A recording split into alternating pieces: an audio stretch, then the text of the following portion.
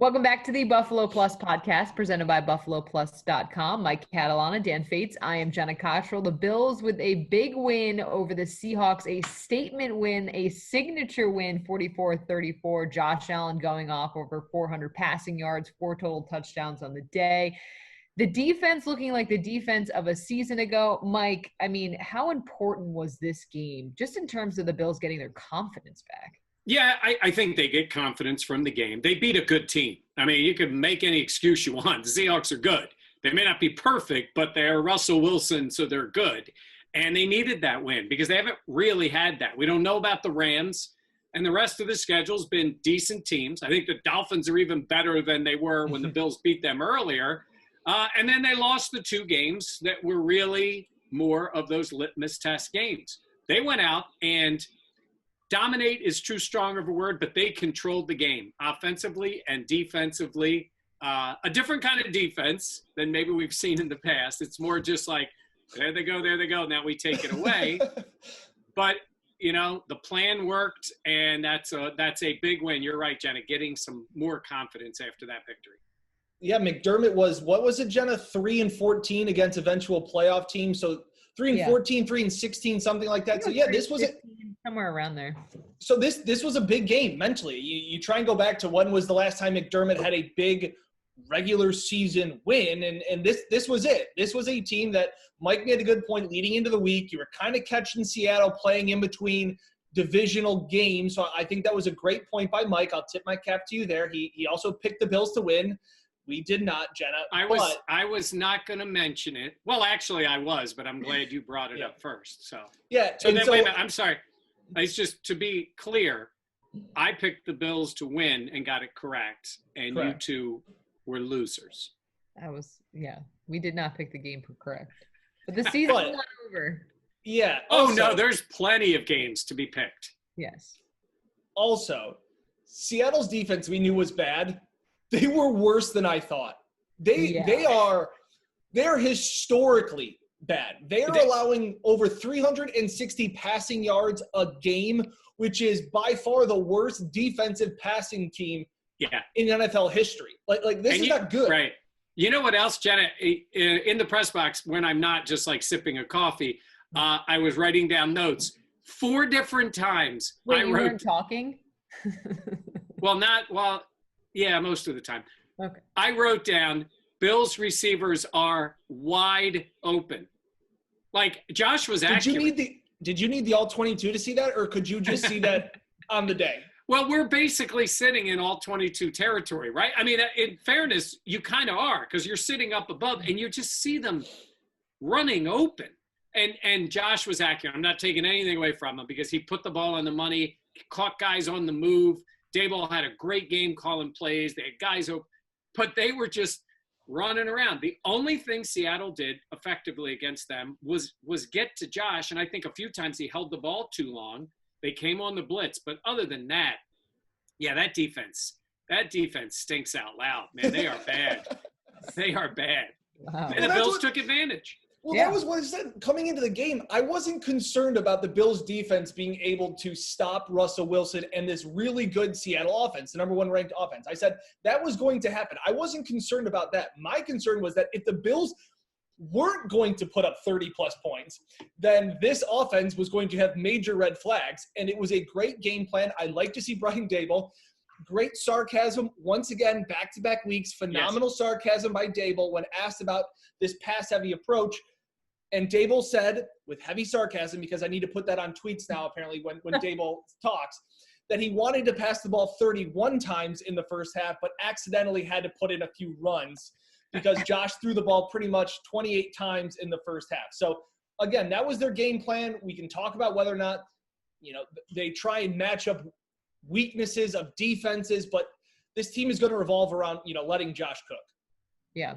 And that was what was so impressive. And I know, Mike, you were there and the weather was beautiful, but we really hadn't seen Josh. He kind of had gotten away from that in these last couple of weeks. So it was just interesting. And I know for Bills fans, exciting to see that. But I also was impressed with his receivers as well. I feel like when you look at it, he's got guys that he can trust all across the field. You have even Stefon Diggs. I mean, Stefon Diggs has been fantastic. He didn't have the touchdown, but he's been such a solid connection for Josh. Then you look at a guy like Gabriel Davis, it's Cole Beasley, John Brown even. I mean, how important is that when you look at this Bills team knowing that, they're at 7-2. Like last year it was like, oh, are they going to get to the play? Yes, they did it. Now it's like, okay, they're going to get to the playoffs. Oh, it's now they have to take that next it's step. so important. And for the Bills to have a number one wide receiver is such a rare thing. For the Bills to have a Pro Bowl / All-Pro wide receiver is such a rare thing. I mean, think about it. They barely had NFL caliber receivers for the longest time. Then they got two adults in the room in Beasley and Brown. And now they got a star in Diggs. And I think right now he's leading the AFC in catches and yardage. Yeah. He's been great. And he's dependable, makes the big catches, and he gets open. And then we did see yesterday when Brown is on the field and appears to be healthy, they're a different offense. Now, it helps, again, playing Seattle's lousy defense, but they were playing like the September Bills, and that was good to see. Yeah. No, I agree. And Dan, there were not a lot of runs. The offense was going through Josh Allen's arm. I'm sure you were pleased. It's because you don't need it. Because when the Bills win and they play well, it has nothing to do with whether or not they run the ball successfully. It is based on the Bills' 2 losses, guys. Josh Allen has played like garbage. There's just no other way around it. There's 2 worst games. Against Kansas City, he threw for 121 yards. And again, he struggled with 2 turnovers against Tennessee. The team is going to go as far as Josh Allen has taken them. It's a broken record. Yeah. I've been saying that for so long. And I get it. You want to play complementary team, complementary whatever, however Sean calls it. I can't think of the word. Complementary football. Yeah, exactly. But I look at it and I go, even the Bills' defense yesterday, Mike, I think you said it so well. Because you said the Bills' defense won that game. And if you look at the raw stats, Russ still cooked. Russ still had 390. He still had his touchdowns. But they just made just enough plays. Yeah. Well, they made big plays, too. Interception in the end zone, which was huge. And we know it was 4th down. As big as a turnover. They stopped him on 4th down. And then 2 strip sacks. Jerry/Gary got one. And then, of course, A.J. Klein. I mean, we were all expecting that. That was wild, and yeah. then, and then yelled. Trey made – audibly yelled when A.J. Klein hit him. Jetta was next to him. I was like, oh, my God. Like, what just happened? Early on, like that, yeah, he tripped him. The 25-yard line tripped him, but he got Russ early. And then he just pancaked him and took the ball away. I mean, it was a great block. Mike, you know what? Had that sack. Mike, you could have had that sack. We're going to find out. He may end up being AFC Defensive Player of the Week. Wow. Which is a pretty big jump. I was going to say. No, I mean, it makes sense. But, yeah, like. Sacks, strip sack, recovery. He had a big game for them. No, he did. It's just. Look at Dan shrugging. Had those big games. It's the NFL in 2020. If you don't get burned 4 times, you could be the player of the week. Nobody plays defense. Like, I thought you had a great question to McDermott on Monday after this press conference. And he didn't take the bait, but it was a great question. I was trying to ask him if the idea of what's good for defense and what you're happy with has changed. I mean, they gave up 400-plus yards and 34 points.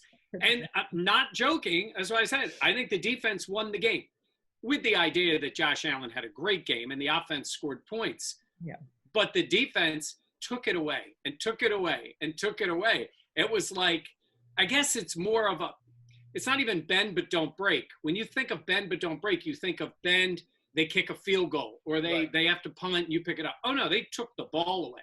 And 3 times, I guess it ended up being in plus territory. So that's how you win in the 2020 NFL. I just believe, unless you're playing lousy offenses, if they're good offenses, they're going to get yards on you. You got to take the ball.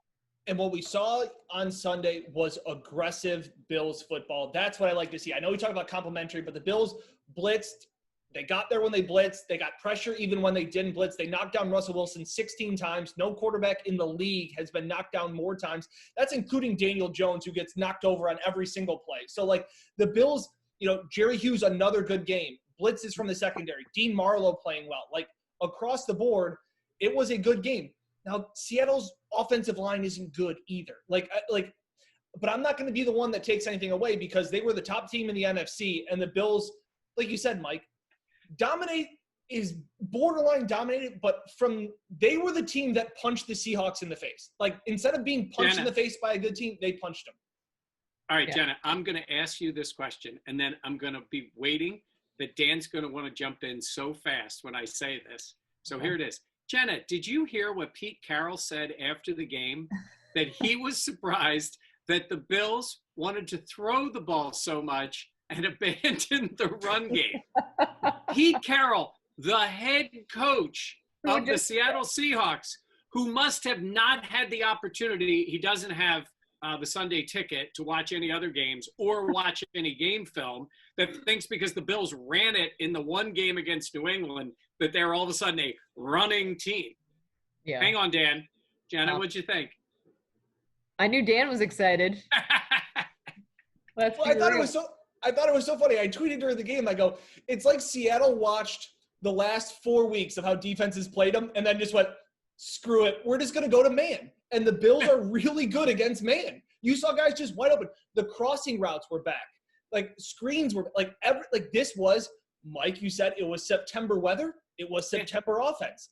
And again, the Bills did play in some tough weather conditions, but it was really nice to see them get back to what, they want, what I really believe they want this offense to be. Josh throwing the ball 38 times after last week, handing it off 38 times. I think they want the ball in Josh's hands. They want to get Stefon Diggs in space, and it was good to see. No, it definitely was. And that's what Bills fans had been waiting for. And especially since you saw it a couple weeks ago, you knew it was there. But for them to be able to find that once again, I think is just so important for the team, considering the fact that, like Mike, you said, I mean, there was the litmus test earlier in the seasons against the Titans and against the Chiefs. And, this week it's going to be another tough team that you're facing. Down the line, you have the Steelers, like all of those things that go into it. And I just feel like, I know it's cliche to say, like, how do you build off of this? But what can you take from this game? Because I really do think that this Bills team, I mean, on all three phases, they played a complete. I think you take a lot from it. And look, what I call the last two wins, I kept saying they're just hindsight wins, right? You didn't play well against New England. You sort of stole it at the end. The Jets stink, but you found a way to win the game. Now you played really well against Seattle.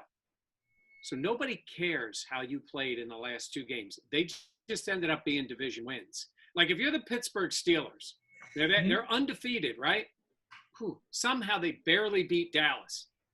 But it's over. They won the game. You could play that lousy and they could have lost that game. But they did not lose. So you can just say, we got to play better, but we got the win. I think that's the positive for the Bills. When they play not well or average at best, they've been able to win games.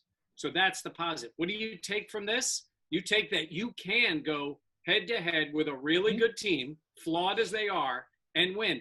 And we'd be remiss if we're talking all about the way Josh played. The coaches talked about it. His grandmother passing away. Yeah. And I think, this is the times when you just look at a person as a person, not as the football player. I mean, that guy goes on the field, whether it's his grandmother passing away, which obviously is a personal tragedy, and it's something he has to deal with. There could be many other things going on in a person's life as a athlete that he has to somewhat block out, and I won't say use it as motivation, but compartmentalize enough and to go out there and do it. And you would have never known that there was anything else on Josh Allen's mind other than playing football Sunday. Well, that was what the surprising thing was that Josh played so well, did his Zoom interviews with us after the game, and then Sean McDermott went after Allen. And then when McDermott goes, oh, by the way, you guys probably know that Josh's grandmother passed away last night. And we all kind of went like, what? And obviously we haven't had a chance to talk to Josh. And obviously the outpouring of support by Buffalo and the Bills Mafia has been incredible. They've donated, as of right now at the taping of this podcast, at about 6 o'clock on Monday, over $100,000 to Oshai's Children's Hospital, which is a foundation that Josh is very involved in.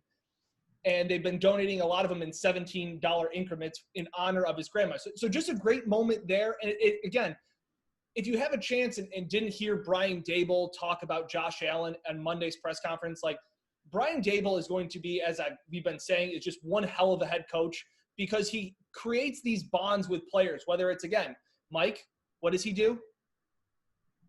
Let's Josh cook? No, he gets his FaceTimes with his fat face. I wasn't going to go to the fat face John Feliciano answer, but yes, he does on the Zoom calls, and that's what he is. But you're right. He's got that relationship, and he also has the relationship to chew him out when he's not playing well. Yeah. He's not babying his quarterback. And it was really interesting. The team didn't know that Josh Allen's grandmother passed away before the game.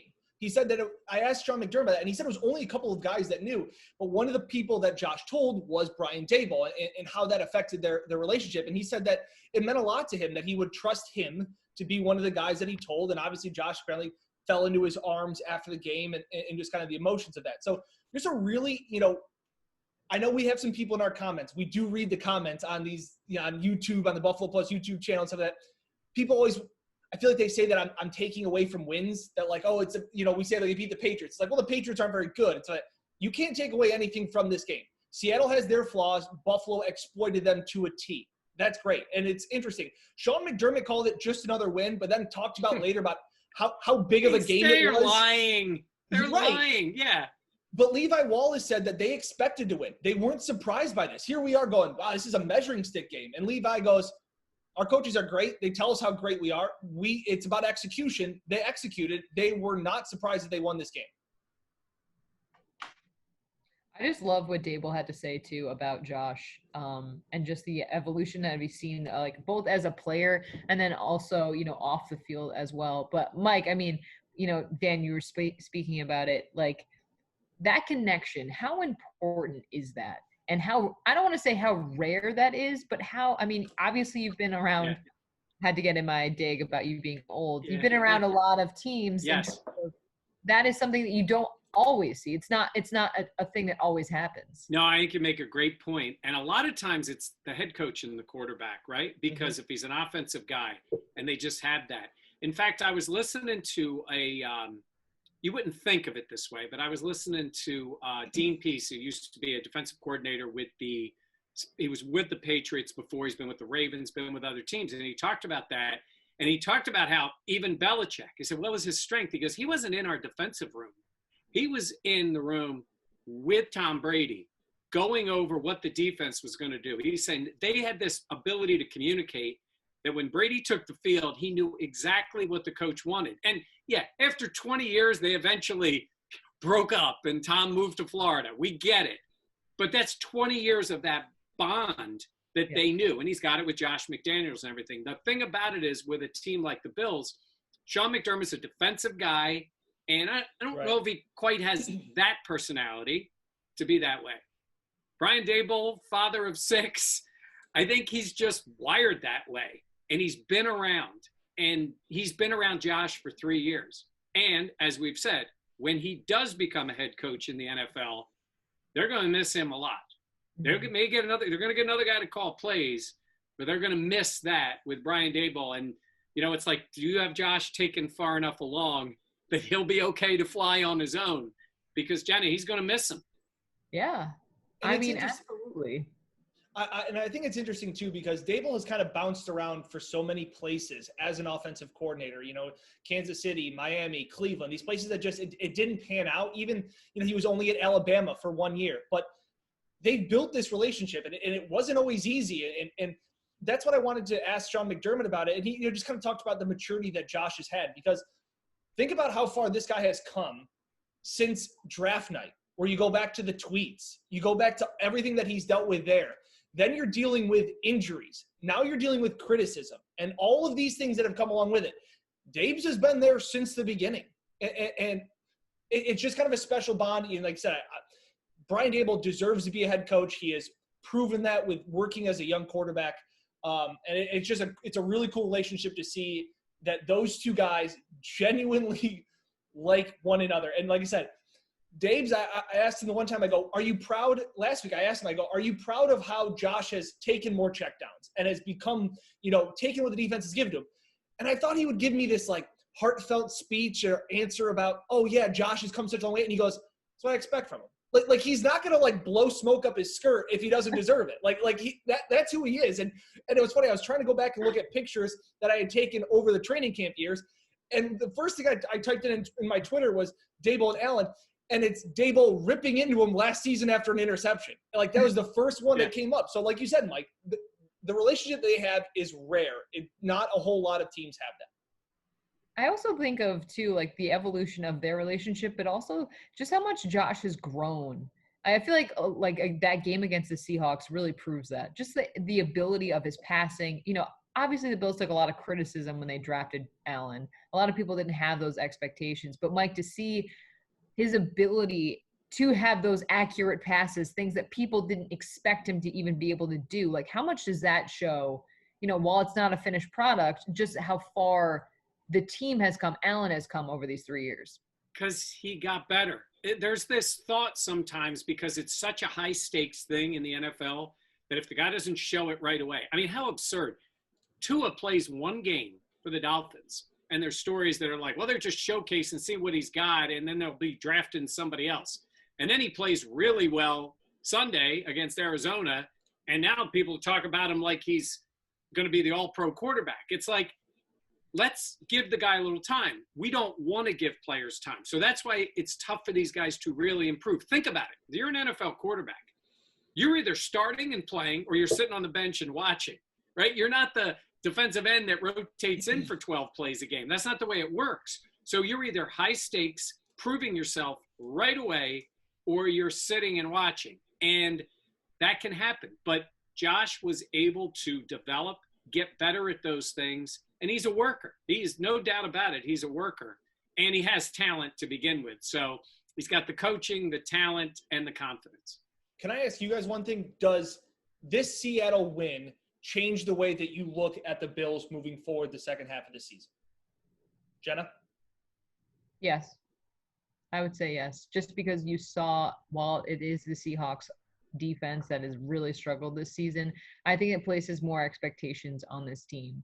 Again, I don't think it's you're waiting for this Bills team to make the playoffs, so they're going to be able to do it. Now the expectation is, okay, now can Josh win a playoff game? And when he plays like that and the offense plays like that and the defense has a performance like they had, the bar has been raised. We always talk about moving the goalpost back for Allen. I think with this team, you move the goalpost back after a game like that. I would say a loss would have been more negative than the win is a positive. And the reason I say that is if you lost that game, that'd be 3 losses where you had 3 times to show something. And then you'd be still looking for that win. Look, they're going to play Pittsburgh, who's really good. San Francisco is banged up. I get it. Arizona's going to be really tough. I mean, they still have those games left. But it would be tough to go into the playoffs without one of those wins. So getting it, I think, is big. I think they're in great shape to obviously be in the playoffs. They're still in control of the division, as good as Miami's been. So it's a positive, but I'm glad they're not 0-3 in those sort of meaningful games. But now you can look at it a little more legitimately, say, hey, tough with Kansas City. That Tennessee game was screwy because of COVID, and then they ended up really playing well against Seattle. So I'm awful with analogies. Remember, I used the eyebrows analogy for the running game. That was just an absolute awful one where we, all tried to pretend we didn't have eyebrows. This game, I went back and I looked and I listened to when we asked Sean McDermott last week about the identity of this offense or just this team in general. And he said that it's all part of it, that he's woven this winning culture, that they have the DNA to be a winning team and that they've won close games. They've come back and won games. And they had checked off a lot of those boxes. They had one, with defensive stops. They had one with offense. They had one in shootouts.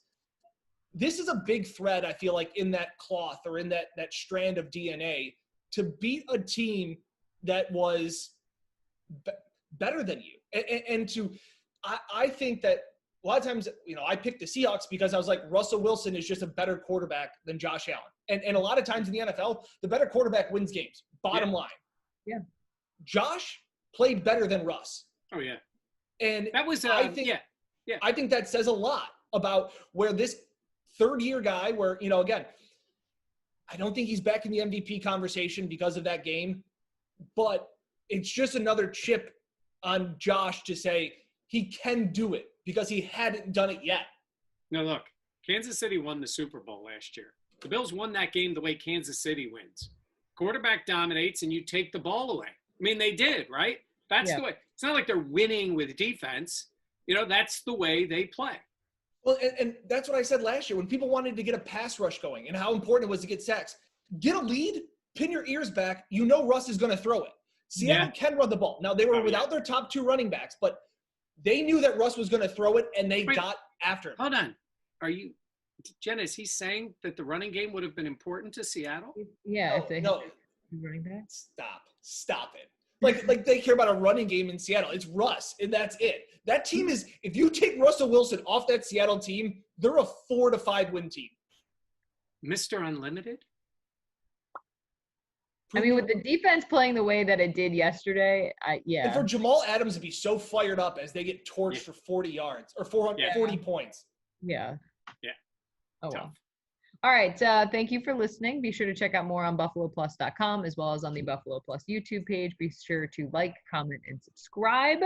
For Mike Catalan and Dan Fates, I am Jenna Cottrell. We'll get you ready this week as the Bills take on the Cardinals. But for now, thanks for listening.